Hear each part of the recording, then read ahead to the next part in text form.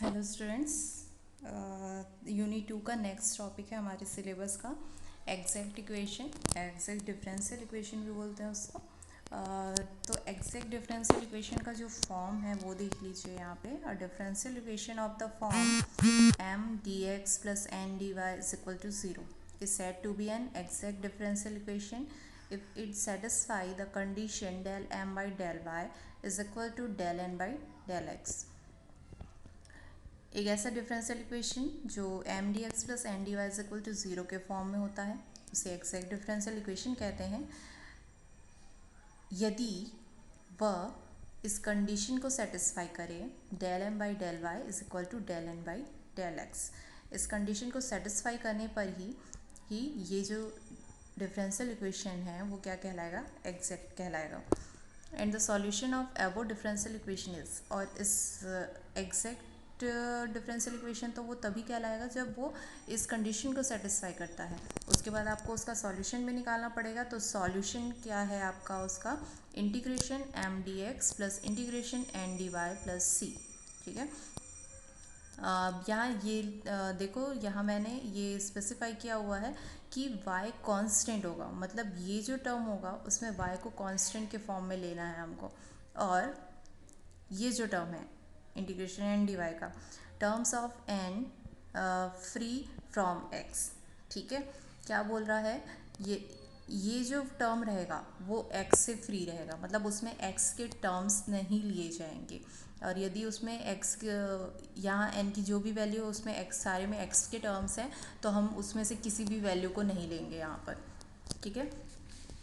अब यदि यहाँ कन्फ्यूज़न हो रहा होगा आपको समझने में, तो वो क्वेश्चन में आपको समझ में आ जाएगा। एक एग्जांपल देख लेते हैं उसके लिए।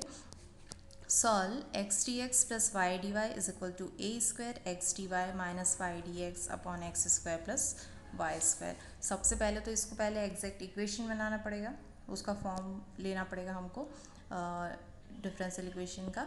तो हम लोग क्या करेंगे, ये देखिए क्या किया, x square plus Y square को सबसे पहले हमने इस तरफ उसका मल्टीप्लिकेशन कर दिया है। मल्टीप्लिकेशन करने के बाद में हमने x square plus Y square into x D x हो जाएगा। उसके बाद हम ये a square x D y है तो डी वाई वाले टर्म्स को एक साथ कर लेंगे और एक्स वाले टर्म्स को एक साथ कर लेंगे, तो हमको ये मिलेगा। आप उसको सॉल्व करेंगे, मैंने उसको डायरेक्ट लिख दिया यहाँ पे। फिर अब देख रहे हैं m D x plus N D y के फॉर्म में ये आ चुका है। एम की वैल्यू कंपेयर करने पे हमको मिलता है X plus A square Y upon x square plus Y square. उसी तरीके से एन के प्लेस में हमको दिख रहा है Y minus A square X upon x square plus Y square. अब हमको क्या करना है, कंडीशन चेक करना है। जब वो del M by del Y is equal to del N by del y की कंडीशन को सेटिस्फाई करता है, तभी वो क्या होगा, एक्सेक्ट कहलाएगा। तो पहले हम डेल एम को y के रिस्पेक्ट में और n को x के रिस्पेक्ट में डिफ्रेंशिएट करके देखते हैं कि ये दोनों डिफरेंशियल डेरिवेटिव सेम आ रहे हैं या नहीं, उनकी वैल्यू सेम आ रही है या नहीं। तो जब हम y के रिस्पेक्ट में m का डिफ्रेंशिएशन कर रहे हैं तो देखो यहाँ x है, तो x का डिफ्रेंशिएशन y के रिस्पेक्ट में करेंगे तो वो क्या हो जाएगा, ज़ीरो हो जाएगा। प्लस अब यहाँ आते हैं तो यहाँ देखो फंक्शन क्या है, कोशेंट के फॉर्म में है ना, डिवीज़न में है। तो डिवीज़न में जो फार्मूला लगता है डिफरेंशिएशन का, तो ये जो नीचे वाला पार्ट है सेकंड फंक्शन है, x square plus Y square common रहेगा और फर्स्ट फंक्शन का डिफरेंशिएशन किया हमने, माइनस फर्स्ट फंक्शन कॉमन लिया और सेकंड फंक्शन का डिफरेंशिएशन किया, divided by second function whole square. फिर यहाँ ए स्क्वायर वाई का डिफ्रेंशिएशन होगा y के रिस्पेक्ट में, तो क्या बचा, ए स्क्वायर बचा और x square plus Y square. उसी तरीके से यहाँ x square plus Y square है तो y के रिस्पेक्ट में कर रहे हैं, इसीलिए x तो ज़ीरो हो जाएगा, हमारा क्या आएगा, y का हो जाएगा 2y, वाई स्क्वायर का हो जाएगा 2y। तो ये आ गया upon x square plus Y square whole square. अब इन दोनों में क्या कॉमन है, ए स्क्वायर कॉमन है तो हमने कॉमन ले लिया, तो क्या बचा है अंदर, X square plus Y square minus 2y square. ये minus 2y square plus Y square कितना हो गया, माइनस वाई स्क्वायर। तो हमारे पास क्या आया है, A square X square minus Y square upon x square plus Y square का होल स्क्वायर। अब हमको सेकेंड डेरिवेटिव देखना है, एन को क्या करना है, एक्स के रिस्पेक्ट में डिफ्रेंशिएट करना है। तो n के रिस्पेक्ट में हम डिफ्रेंशिएट कर रहे हैं, तो y तो 0 हो जाएगा।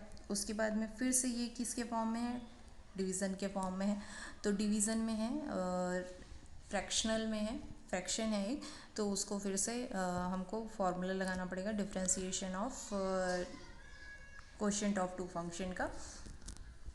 ठीक, हमने फॉर्मूला लगाया तो हमें फिर से क्या मिल रहा है, minus A square Y square minus X square मिल रहा है upon x square plus Y square का होल स्क्वायर मिल रहा है। यदि हम यहाँ से माइनस कॉमन निकालते हैं तो एग्जैक्ट ये del M by del y के इक्वल आ जा रहा है। ठीक, मतलब ये उस कंडीशन को सेटिस्फाई करता है, किस कंडीशन को, del M by del Y is equal to del N by del x को।